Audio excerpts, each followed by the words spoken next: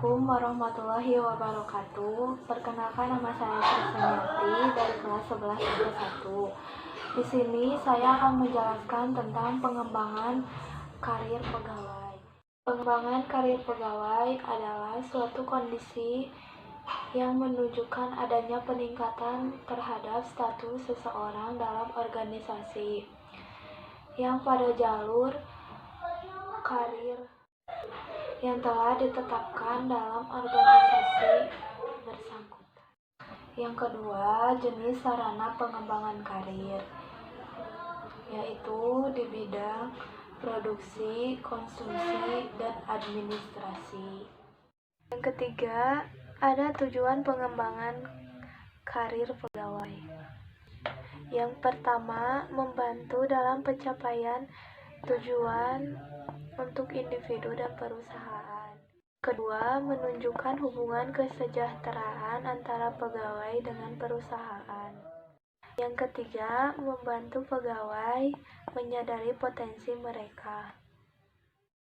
Keempat, memperkuat hubungan antara pegawai dengan perusahaan. Yang kelima, membuktikan tanggung jawab sosialnya.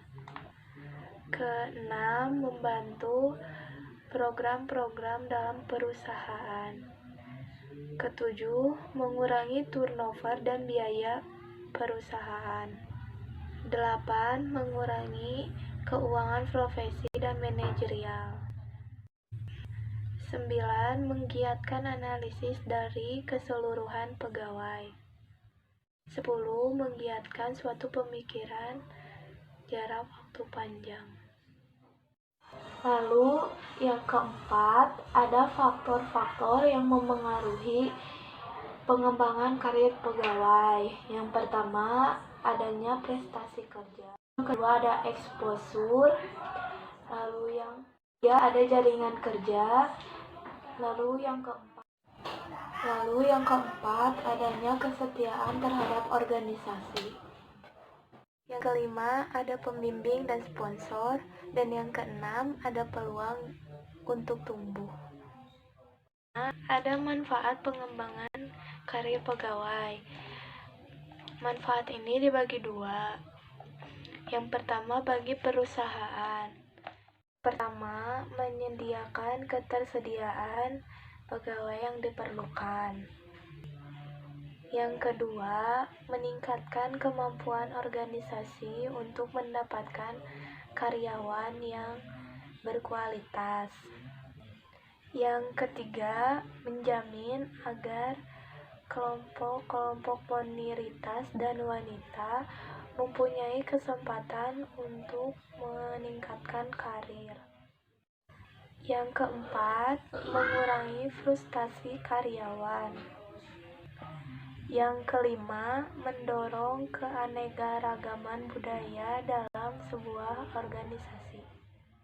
Dan yang keenam, meningkatkan nama baik perusahaan atau organisasi. Yang pertama, menggunakan potensi seseorang dengan sepenuhnya. Yang kedua, menambah tantangan dalam bekerja. Yang ketiga, meningkatkan otonomi. Dan yang terakhir, meningkatkan tanggung jawabnya dalam bekerja.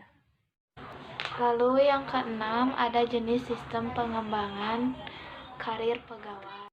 Mutasi adalah perpindahan pekerjaan seseorang dalam suatu organisasi atau perusahaan yang memiliki tingkat level yang sama dari posisi sebelum bekerja dan mengalami pindah kerja.